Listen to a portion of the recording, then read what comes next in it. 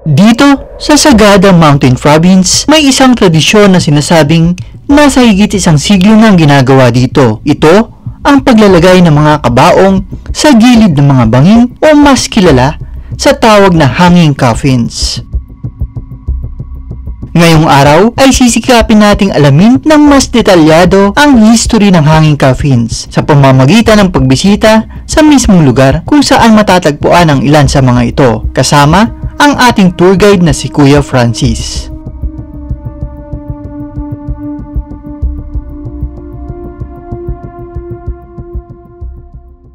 Ang Paitokan Walking Tour ang isa sa mga dapat ninyong masubukan kung mapapadpad kayo ng Sagada. Kung nais ninyong mapuntahan ang mga hanging coffins dito. Nag-uumpisa ang Paitokan Tour sa Church of St. Mary the Virgin, ang pangunahing Episcopal Church sa Sagada. Mula dito ay maglalakad tayo papunta ng Anglican Cemetery kung saan naman ginaganap ang panag-apoy, na ang ibig sabihin ay lighting of fire, na ginaganap tuwing November 1 bilang paggunita at pag-alaala sa mga sumakabilang buhay nilang mga kamag-anak. Mapapanood ninyo ang naging video natin tungkol sa panag-apoy sa link sa itaas ng video na ito para mas malaman ninyo kung bakit at paano ito ginagawa. Dito sa cemetery na to is for free. Wala pong bayad dito sa cemetery na to. Lahat ng residente ng Sagada? Yes po. Wala po kaming binabayaran dito sa cemetery na to. Okay. Kasi itong lupa na to is donated to ng mga elders natin noon para po magamit ng mga American missionaries. Okay. Kasi hindi lang ito. Kasi itong nga palang cemetery na to is introduced yan ng mga American missionaries. Kasi yung libingan nila is sa mga natin. Okay. Yan po yung unang cemetery nila dito. Abutan ka ng ulan dito. Kung wala kang dalang payong, Okay. pwede kang pumasok muna. Si Sila, akala ko talaga tayo, ano? Nadali mo ako dun, ah.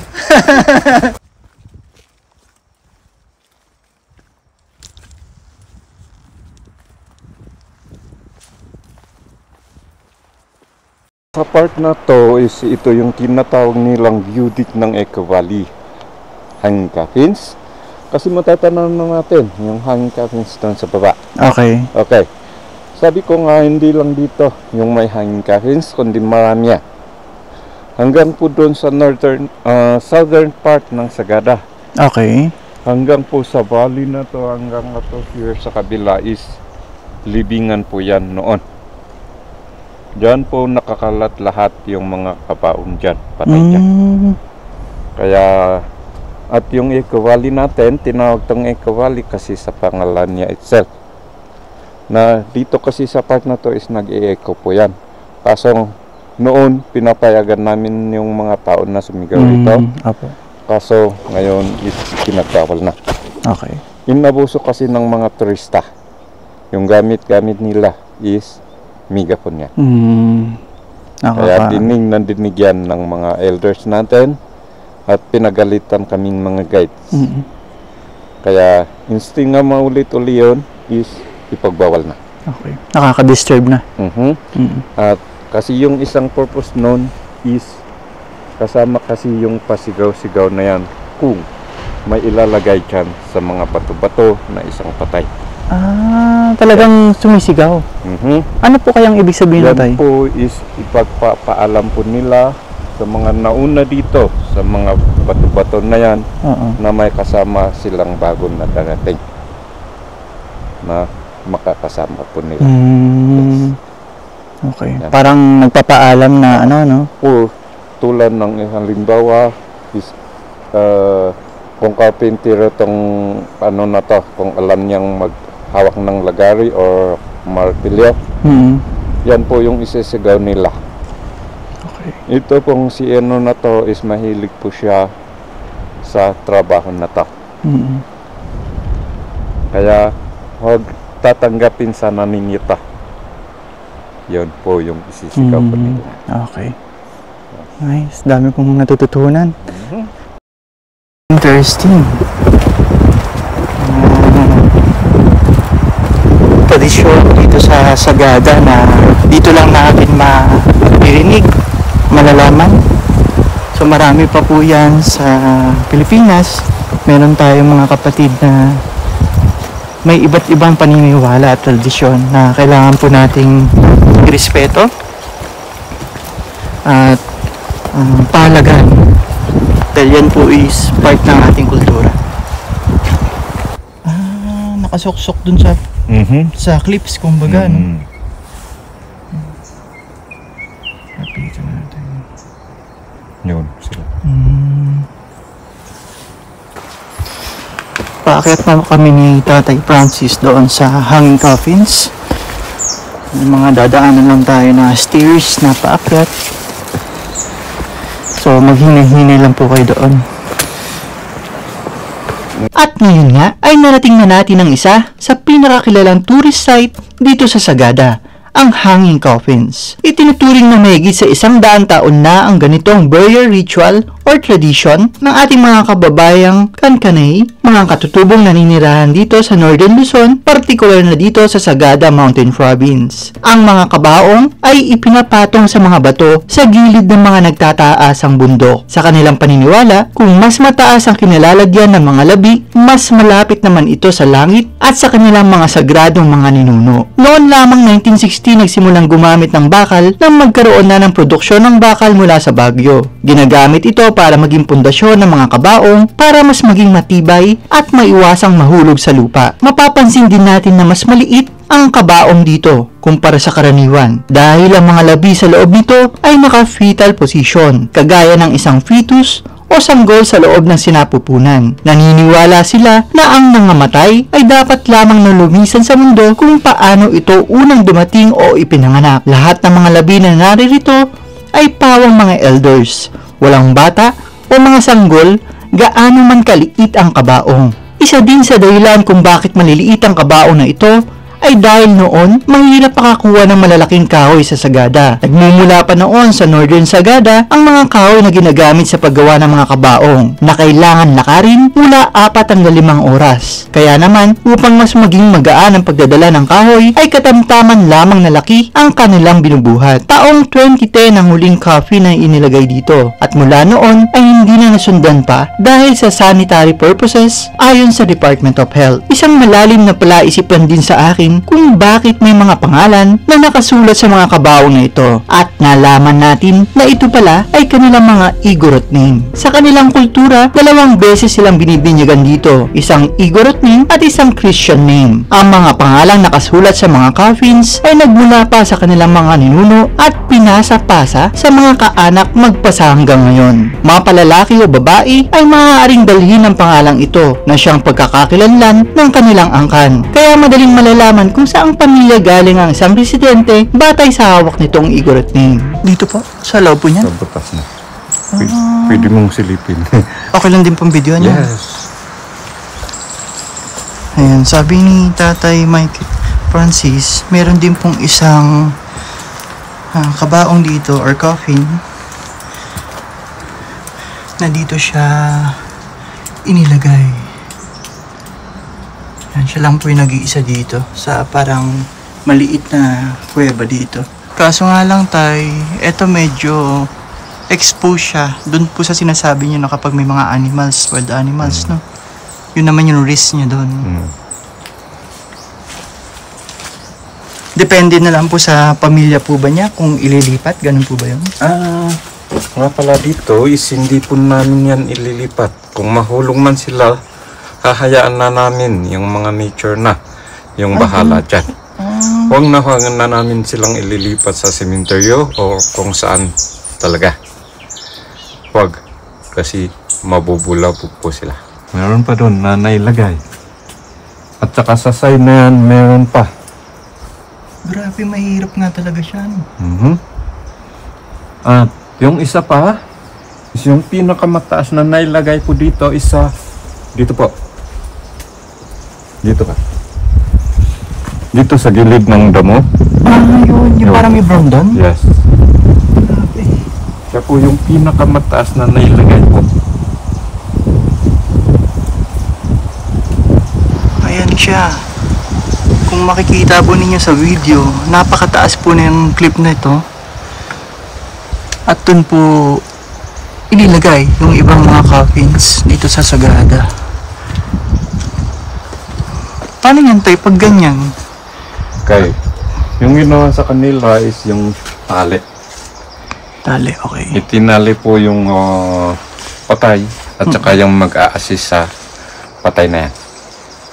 Talin nila yan na mahigpit para hindi po siya mahulog. Para hindi naman siya susunod. Oo. Yung gamit nilang tali dyan is yung tali po sa gubat. Okay. Yung bagging po. Kasi wala pong tali na natural ngayon. O yung modern na lubid. Oo. Wala po. Yung lubid nila is galing yan sa gubat. Drop, no. Maliliit nga lang, no. Oo. Ano, fully grown na po ba yan? O? Yes po. Fully grown na to. Mababa lang po yung puno talaga nila? Actually, is hindi nila papayagan na tataas yan. Kasi kung tataas yan tulad nito, is yung harvest time, mahihirapan po sila. Mahirap, oo. That's unlike here, na putulin na yung dolo, para yung gawin niyang pag-grow is pa-spread po. Okay. Hindi po pataas. Okay. Para habang namimitas ka, ay makatayo ka lang. Mas madali. Convenient, ano po? Yan po yung itsura ng Arabica coffee dito po sa Sagada. Sabi po ni tatay, pag kulay Red? red, yan na po yung good for harvest na yan. Yung ganyang kulay. Ito po yung binabanggit ni Tatay Francis kanina na Starbucks daw. O, inisip ko baka nagbibiro lang si tatay. Pero meron pala talagang kapihan dito. Kapag ginawa po ninyo yung Paitokan Trail dito sa Sagada. Sa tasa nga lang. Hindi sa tasa ng Starbucks. Opo.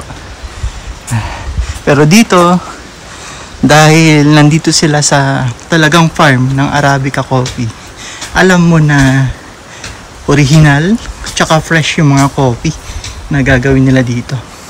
So, itatry po natin yan. Kapag ginawa ninyo yung Paitokan Trail dito sa Sagada, sa bandang dulo, sa loob ng farm ng Arabica coffee, meron po ditong kapihan or parang coffee shop sa atin sa Maynila. Self-service po yung pag-serve ng coffee dito. Kumbaga, kayo mismo yung magtitimpla. Kung gaano katapang yung gusto ninyong timpla ng kape ninyo, kayo pong bahala. Then, ito po yung loob ng kapihan dito. Meron silang mga bench, may table.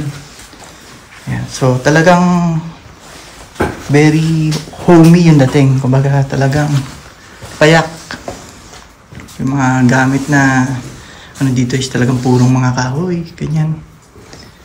Yan. Pakita ko lang din po sa inyo yung pwede niyo makita dito. Ito yung mga coffee na pwede niyo bilhin.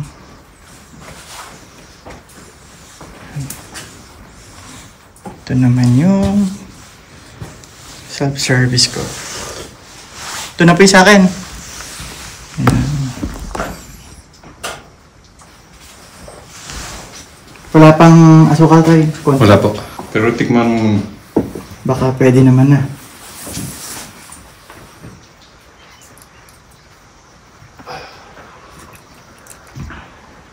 Parang okay na pala. Kahit walang asukal. Yun, sabi ko. Yung pala yun. Timplahan muna. Tikman muna. Kaya pala sinadya nyo. Yan, si Tatay Francis, siya na po yung gumawa sa akin ng coffee. At sinadya niya na hindi lagyan talaga ng asukal. Para matest ko muna o ma-check ko muna kung okay sa akin yung tapang ng kape. At yun nga naman, tama din yung kutob niya. Yun pala, masarap na. Kahit walang kape, walang creamer, coffee mate sa atin, masarap na yung kape nila.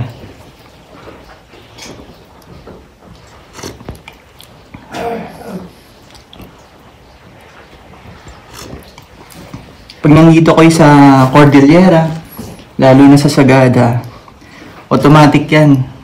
Try nyo yung coffee nila. Napakasarap po. Halos araw-araw nagkakape ako dito. Hindi ako nagsasawa kasi may pagkakaiba yung lasa nila dun sa mga nabibilan ko. Pero isa lang yung alam ko, pareha sila masasarap. Lahat po nung nakikita natin dito ngayon, yan po is Arabica coffee. Mayaman po yung lupa at maganda yung klima dito sa Sagada. Kaya nagagawang magpatubo at magpabunga dito ng mga Arabica coffee.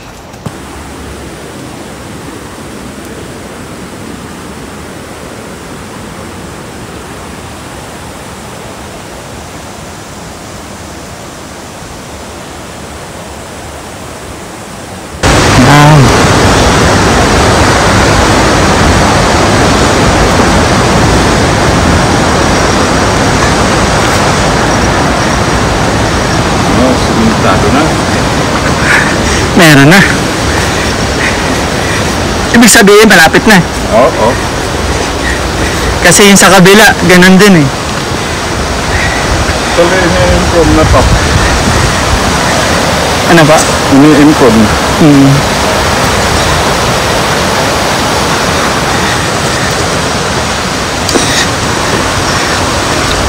Sa bandang dulo ng Paitokan Trail, meron na ring established na daanan.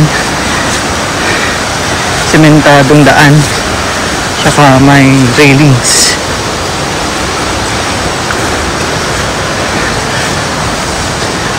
Doon po yung underground river. Puntahan natin.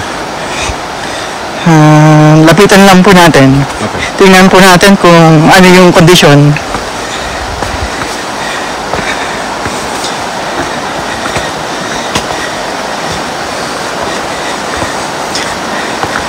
Pupuntahan po namin yung underground river dito sa Paitokan Trail. Silipin namin kung ano yung lagay. Kung mataas yung tubig at pwedeng lumapit.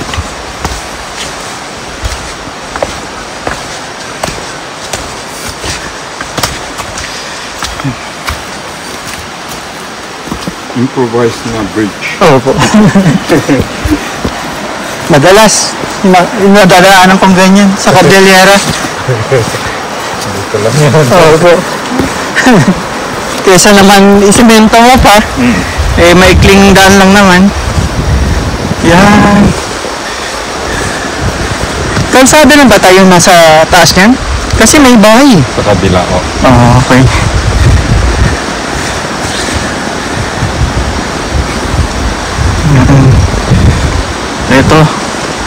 Ito yung papunta sa underground river. Saan ang daan yan, Tay? Lulusong ka? Cross sa tubig. Sa tubig talaga. Oo. Yung ganyan pong kondisyon, ano po yan? Mataas o mababaw? Pwede pa. Pwede pa yan? Oo. Kaya pa natin? Subukan natin? Kaya Okay lang mo. po? Kaya mo? Opo. Good. Para makita po natin yung malapit. Good. Yan. Nagubad na ako ng sapatos Dahan-dahan lang. para makatawid kami dito ni Tatay papuntang underground river. Dahil mababa pa naman daw po yung tubig. Kayang-kaya pa.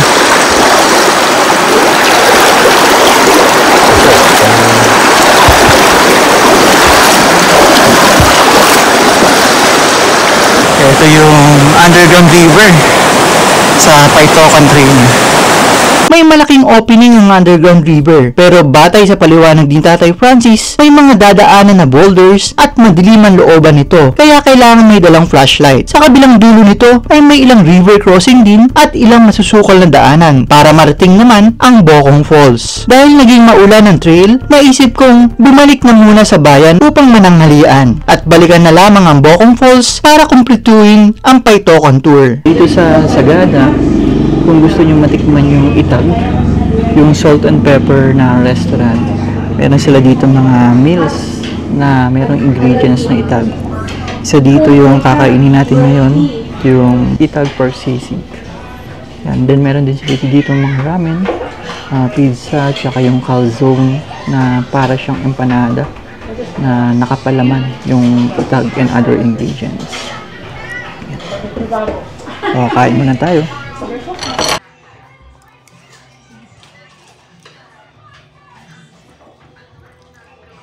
After natin kumain, ay dumiretso naman tayo dito sa abandonadong bus. Isa ito sa kadalasang pinupuntahan ng mga turista dito sa Sagada para makapag-picture. Ilang taon na din itong naabandona pero hindi lamang pala iisang bus ang nandito. Meron pang isang nakaparada. Sa huli, nasaksihan natin kung paano ginagawa ang mga paso at iba't ibang produkto dito sa Sagada Pottery. Metikuloso ang paraan na paghulma sa mga ito at mahabang panahon na karanasan bago ka maituturing na isang eksperto. Pottery has 3 kinds. Merong earthenware, stoneware, and porcelain.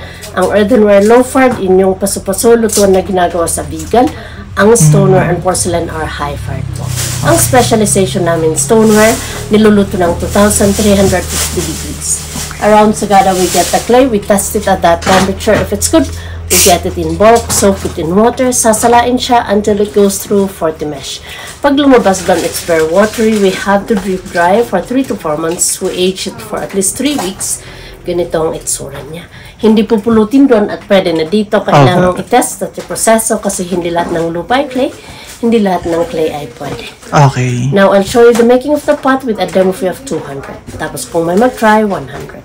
Okay. First, I have to center the clay. In order to center, you need the speed of the wheel and the pressure from the hands.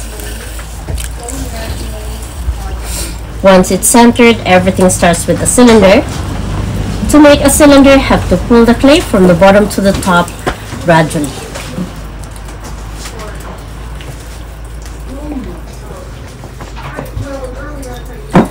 I'm pulling the clay with both pressure from my left and right, going with the speed of the wheel to maintain the centerness.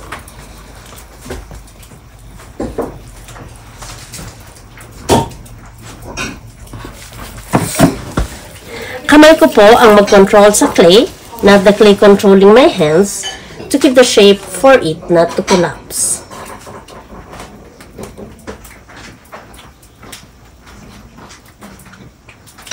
This is a very basic shape from here. You can make a jar, a bowl, or different shapes. Right now, there's more pressure from my inside hand, pushing it outwards to widen. Here in the middle, pressure from my right, pushing it inwards to narrow down.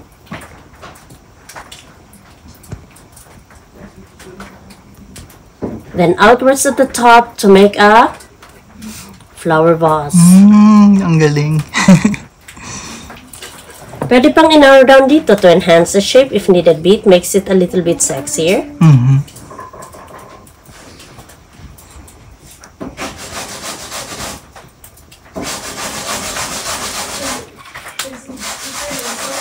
It can also be a water jug if we put a spout like that. Wow. That's all I can do right now. I let it dry for 5 days. After 5 days, we put the handle, trim the bottom, do anything that will enhance the beauty. Then we dry it for 1 month, air dry only. Put it in the oven for 8 hours of firing. Wait for it to cool down. We bring it out, then apply the glazes. The glaze gives the color and makes it shiny, but it doesn't come out upon application like paint. Kailangang iluto ulit ng 8 to 10 hours of glaze firing para ma-finish siya. That's why they're safe for food containers. They're microwavable. The color doesn't fade. Kanina nakita natin si Ma'am Sigrid kung paano gumawa po nung sample product dito. And nagkaroon tayo ng lakas ng loob na subukan din siya. So, i-guide naman po tayo ni Ma'am Sigrid. Sain mo ang dalawang kamay. That's it. Make a hole in the middle. Press 2 thumbs. No. Like this. A hole. Dito yung dalawa. Slowly lang. Hindi pa lakasan ng kamay to. Okay. Press down in the middle. Diinan mo pababa. Hold it there. Hold it there. Gently and slowly. Pull it apart to widen. Ibuka mo. Slowly lang. Slowly lang. Release your hands. Wet your hands again. I'll assist you at this point to make a cylinder, which is a basic shape. 4 fingers together. Clip your thumb. Same thing here. Gently and slowly, we're pulling the clay from the bottom. Relax your hands. Feel the clay. The turn of the wheel, slide up lang. Ako ang maglagay ng pressure sa kamay mo. Slide mo lang up. One more time. Gently and slowly. Slide up. Slowly, slowly, slowly. Don't go too fast. Doesn't need. Hold it at the tip. Release your hands. That's the basic shape. The beginner shape is a bowl. So, i-widen mo itong cylinder into a bowl by pushing from your left hand. Okay? This one. Straighten. Flip your thumb. Flip. Push with this part, not with your fingertips. From the bottom, you push out gently. Gently and slowly maintain that. Go up. Ikaw nung mag-isa push. Yan. Maintain. Slowly going up. Slowly ang pag-akyat. Hold. Hold. Huwag mong ikot ang kamay mo. Dito ka lang sa side na to. From the bottom, you push outwards dito. Outwards muna. Look here. It's widening out. Maintain that pressure. Slide up. Slide up until the tip. Until the tip. Hold it at the very, very top to balance. Release your hands. Wet your hands again. Pagkatapos yung itry yung pottery dito sa Sagada, tatanungin naman kayo nila Ma'am Sigrid kung gusto nyong bilhin yung ginawa po ninyo. Then ipapadala na lang po sa inyo kung saan man yung address po ninyo. And ilalagay doon yung other details. Kung ano yung gusto nyo ilagay sa bottom, pwede rin po. Basta kasya doon sa laki nung ginawa po ninyong pot. So, ito parang ramen bowl yung nagawa ko. Siyempre, masterpiece natin yan. Kauna-una natin ginawa yan. Kaya, bibili natin po yan. Sa loob naman ng 2 hanggang 3 buwan, ay matatanggap na ninyo ang finished product na kayo mismo ang nagulma at gumawa. Mga kakaiba, di malilimutang karanasan at panibagong kaalaman na naman ang ating nakuha sa pag-iikot natin dito sa Sagada. Dito na po nagtatapos ang episode na ito. Nawa ay nag-enjoy kayo sa panonood. Abangan ang masusunod pa nating video, kaya huwag kalimutang sumubaybay at mag-subscribe sa ating YouTube channel. Thank you for watching and see you on our next video.